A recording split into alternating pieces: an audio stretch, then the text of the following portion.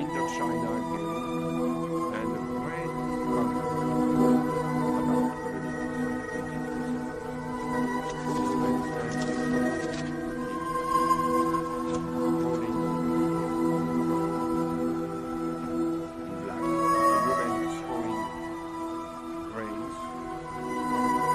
Ini yang kamu banggakan, Bong. Rezim ini yang kamu banggakan.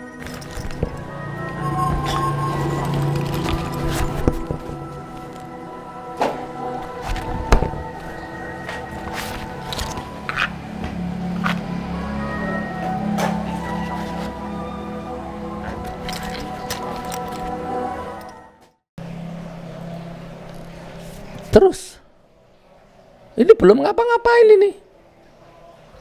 Masya Allah. Ini loh saudaraku, saya itu lah mau bahas ini loh. Pertamina untung melejit, impor Pertamax 2.314 per liter, jualnya 9.000. Ini Ahok ini. Ini waktu diwawancarai dulu itu. Kapan panggil? Gue jelasin semua.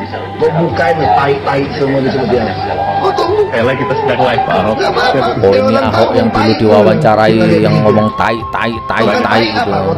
Silakan. Mungkin bisa lebih berhalus, bisa lebih berhalus Gubernur DKI Jakarta dengan segala hormat. Kalau saya ngomong tai menebar kebencian, kalau Ahok tegas katanya. Ini apa ini? Kok ada Jokowi Pelin-Plan? Jokowi Pelin-Plan. Tanggal 19 Maret, Kompas ya. Jokowi memastikan stok pangan cukup. Presiden imbau masyarakat tak usah panik. 28 Maret, Jokowi buka-bukaan stok pangan ya. Defisit. Jika dia berkata jangan panik, berarti kita harus waspada. Oke, saya percepat saudaraku ya. Ini saya nampilkan meme-meme dulu ya. Oh ini nasi anjing ya, kita sudah bahas kemarin. Nasi anjing bikin resah warga. Polisi pastikan menu itu halal. Nah ini, sejak kapan polisi jadi MUI ini? Halal haram itu tugas MUI, bukan tugas polisi ya. Dah memang campur aduk. Mudik diancam penjara 1 tahun, denda 100 juta, sholat tarawih diancam pidana, maling dan koruptor bajingan dibebaskan. Negeriku hebat. Apa ini? Ini apa ini? Bagi-bagi sembako lagi, Presiden Jokowi langgar PSBB.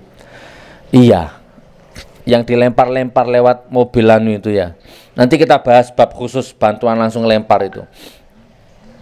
TKI pulang dipersoalkan, ribuan tenaga Cina masuk Indonesia malah dibiarkan. Ya begitulah. Malam ini Roma Hurmuzi bebas.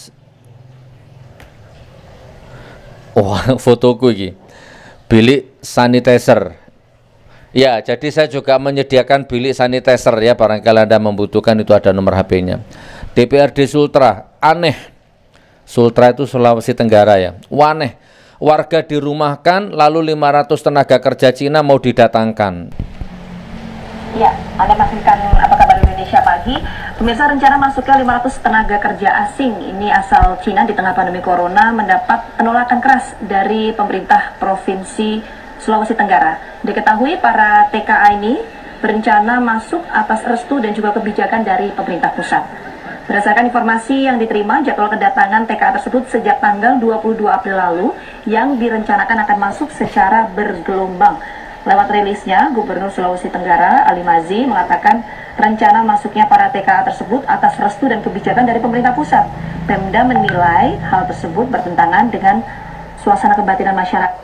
Ya Bore, menurutmu ya apa? Serbazer, bong cebong, gok togok, bol dobol. Gak apa-apa teman, ini nanti kan dipotong. Kan sudah ada itu kata admin, kan sudah ada akun YouTube yang memang spesial motong-motong videoku, diambil yang caption-caption seperti, kan bagus itu. Jadi tak kasih makan, bong cobong, gok togok. Ayo dipotong. Nanti ya lumayan lah bisa buat makan kamu lah. Kemarin ada orang yang menyarankan, admin yang menyarankan, Gus Nur, pernah lihat akun ini enggak? Ada 3 admin, ada 3 akun yang ditunjukkan ke saya. Ini Gus Nur setiap hari motong-motong videonya sampean, dibuat parodi, dibuat lucu-lucuan, dikompilasi macam-macam. Kenapa nggak dibawa ke ranah hukum?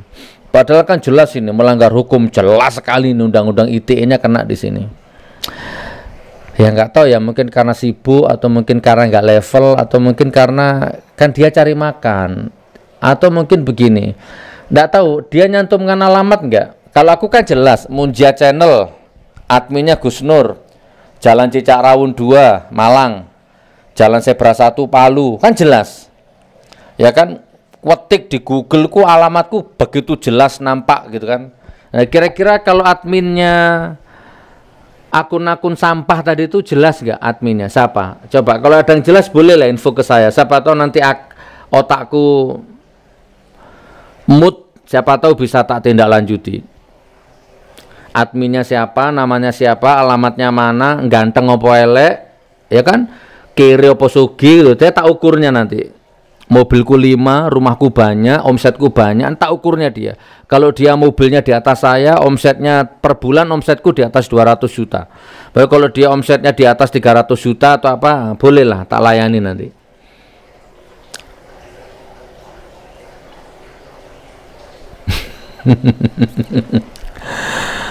Gila nih, omset 200 juta itu jangan salah paham teman. Aku tuh nggak seraka. Omset 200 juta itu sudah habis, udah minus ya untuk pesantren, untuk umat ya.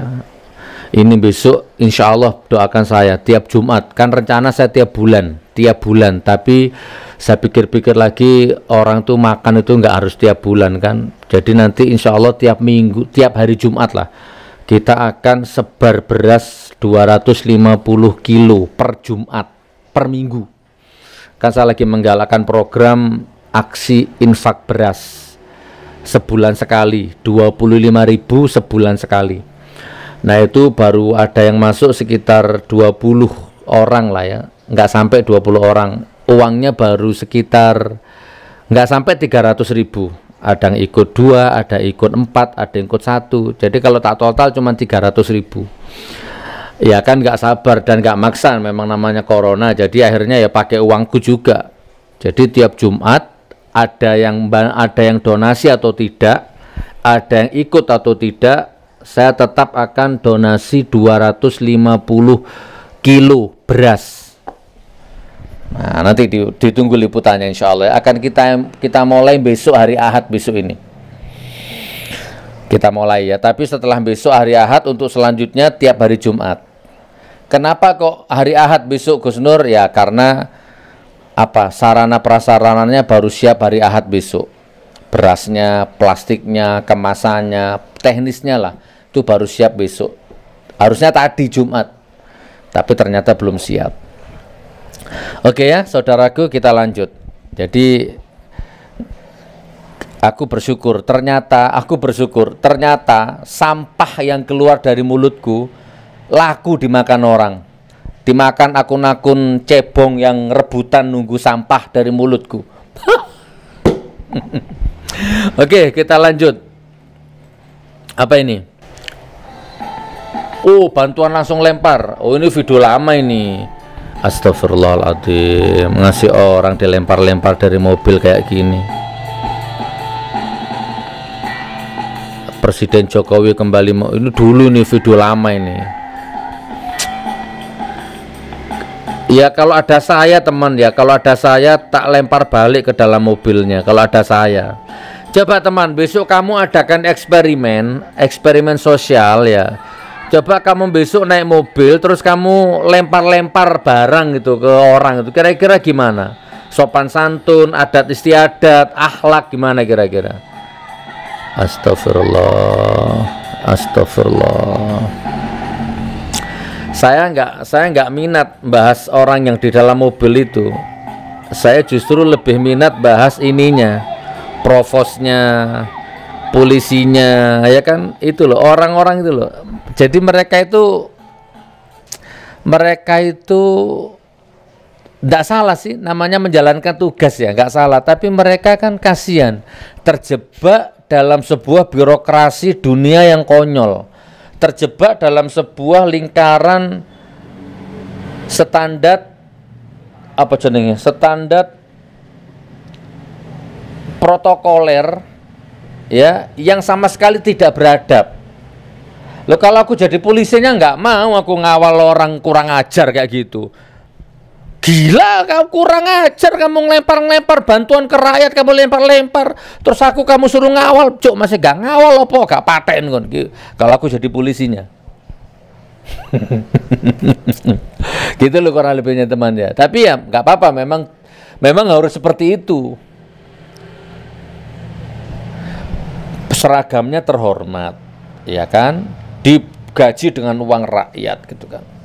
Badannya tegap. Tapi nggak berdaya gitu, nggak berdaya, terjebak bahkan membiarkan dirinya terjebak di dalam satu lingkaran protokoler dunia yang konyol, kurang ajar, merendahkan orang, ada semua di situ. Tapi dia nggak berdaya. Kalau aku yang nggak mau. Oh ini keren ini, ada kompilasinya ini, coba lihat. Sikap penjajah saat memberikan bantuan kepada rakyat yang dijajahnya. Masya Allah, pinter netizen, nemu aja netizen ini video-video seperti ini. Ini tahun kapan video? Nah coba lihat, coba kok ndak ono aku tak uncal lo balik nang Astagfirullah, emosi aku wis.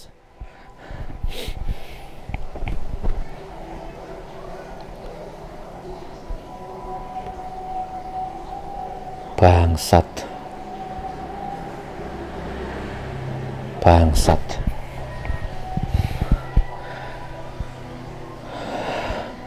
Astagfirullah. Begitu rendahnya nasibmu nak, kasihan kamu nak.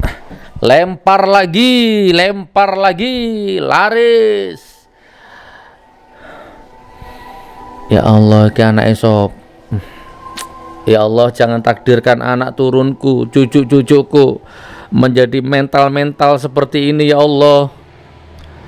Ya, yang berebut makanan, berebut oleh-oleh, berebut bungkusan dari lempar-lempar seperti ini ya Allah. Hindarkan anak cucuku, keturunanku seperti ini ya Allah.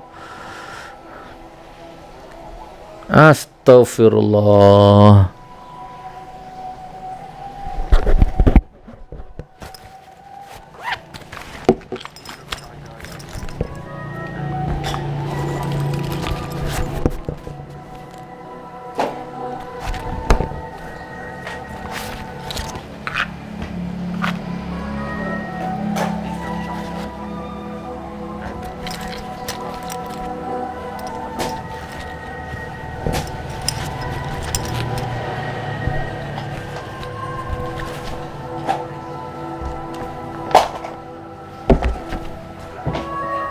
Tak balik meja.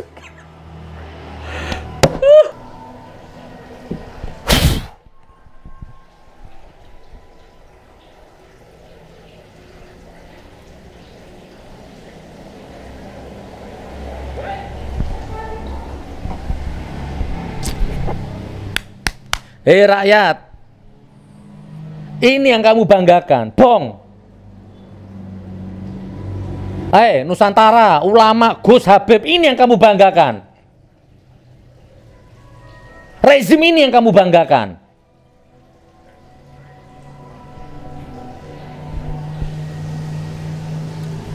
Ayo, pendeli aku potongan, tupak, potong buat makan kamu nanti di akunmu, potong buat parodi, potong.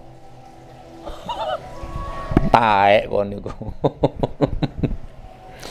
Sampah kamu itu. Tak beli harga dirimu. Wah, iki harddisk baru beli, mosok tak lempar rek. Videonya masih ada, belum selesai. Rakyat, mangap cangkemmu, mangap. Terus polisinya di sini ngawal saya. Polisinya ngawal kabeh.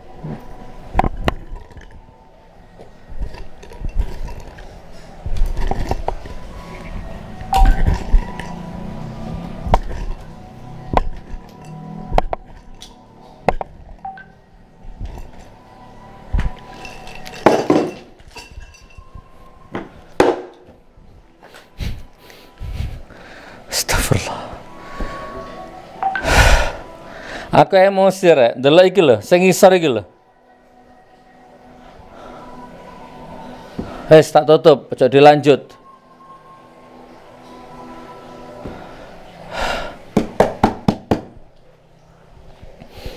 Udah langsung aja. Emirat Arab sudah bebas dari corona, alhamdulillah. Iya, nggak apa-apa. Tugasnya Lia nanti bersih-bersih ini. Allahumma lakal hamd. Hadhihi al-khuyul al-arabiyyah. Mana pemimpin kayak gitu itu. Oke, Emirat Arab saya dengar sudah sembuh ya dari corona. Ini apa ini? Iya, selamat sore. Saya Kennedy Manurung, Ketua Perkumpulan Pedang Keadilan dan Perjuangan. Saya juga Ketua Relawan Jokowi Maruf Amin. Saya Ketua DPP. Jadi saya kemarin itu mendukung Pak Jokowi dari Sabang sampai Merauke melalui wadah yang namanya Kennedy B3 NKRI.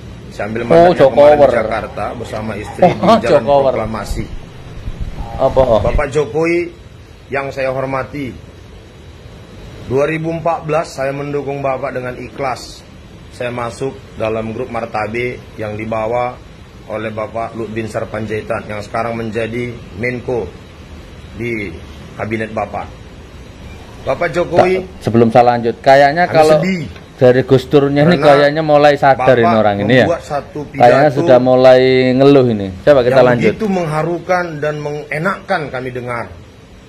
Kami yakin Bapak Jokowi adalah seorang putra bangsa yang memikirkan bagaimana keadaan kami masyarakat. Bapak Jokowi, saya menerima laporan begitu banyak dari seluruh anggota saya dan masyarakat. Dan saya juga kena dampaknya. Kenapa? Karena Bapak mengatakan adanya penundaan yang begitu selama 1 tahun. Pokmu kapan kok? Ternyata kami menerima semua yang kami terima dari bank, leasing tidak sesuai, Bapak. Kenapa?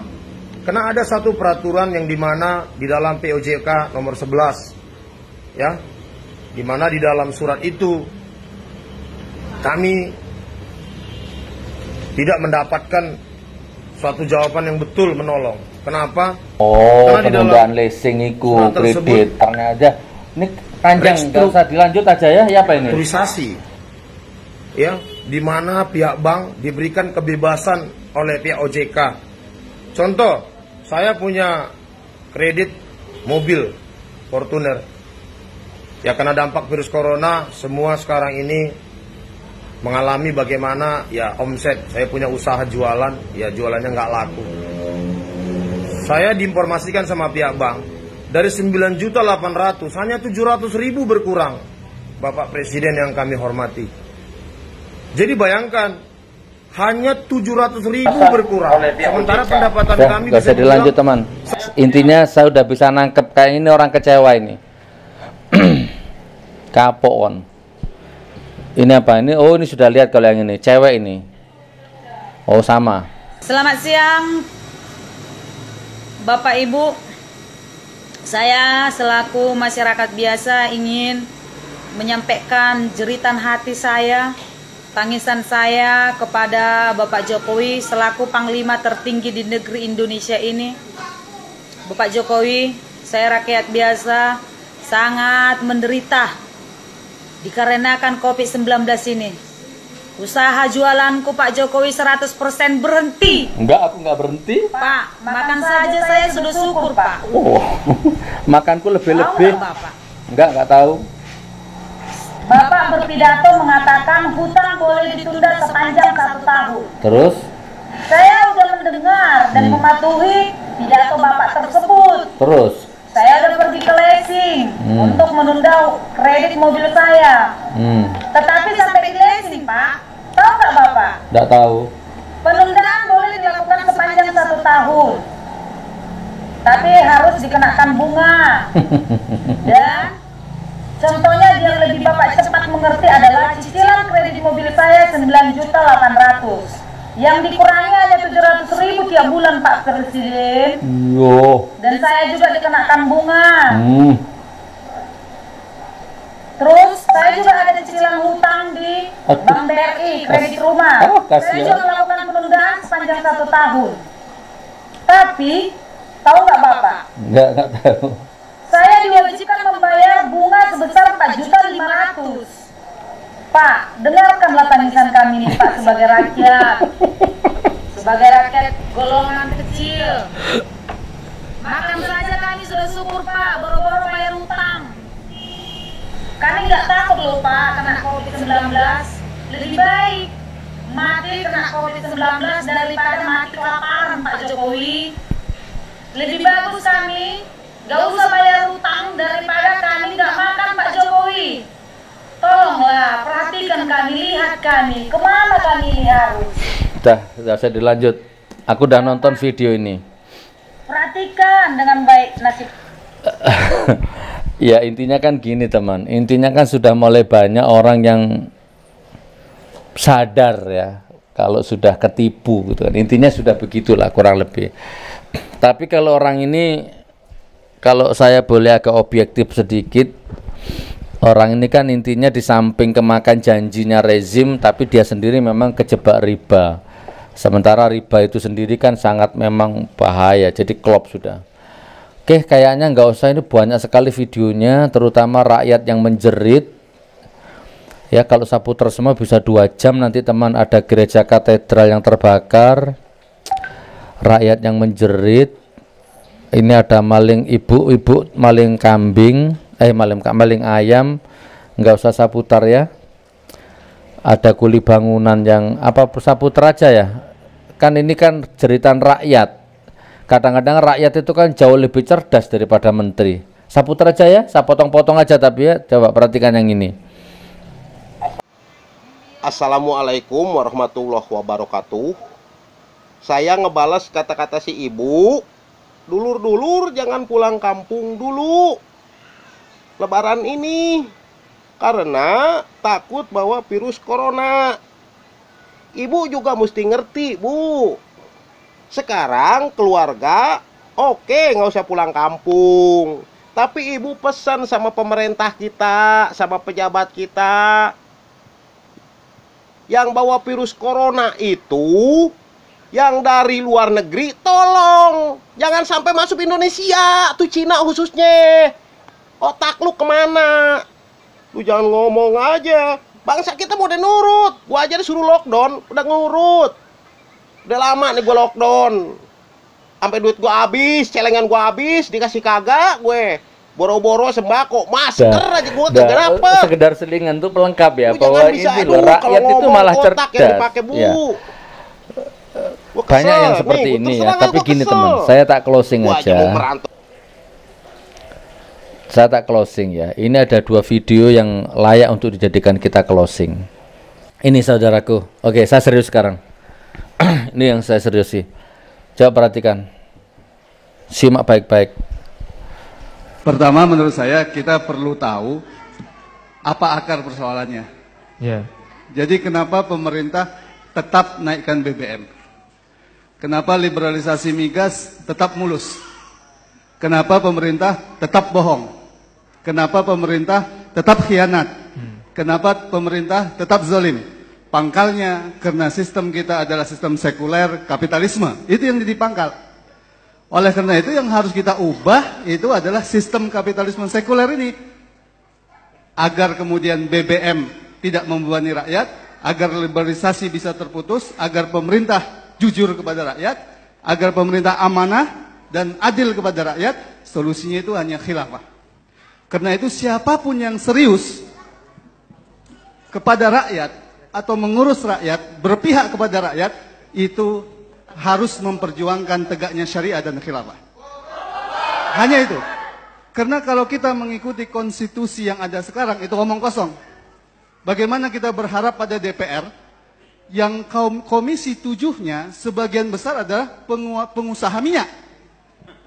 Komisi 7? Komisi 7 sebagian besar pengusaha minyak. Kita pernah datang ke sana dan ditemui oleh fraksi PAN, dan fraksi PAN itu adalah pengusaha minyak.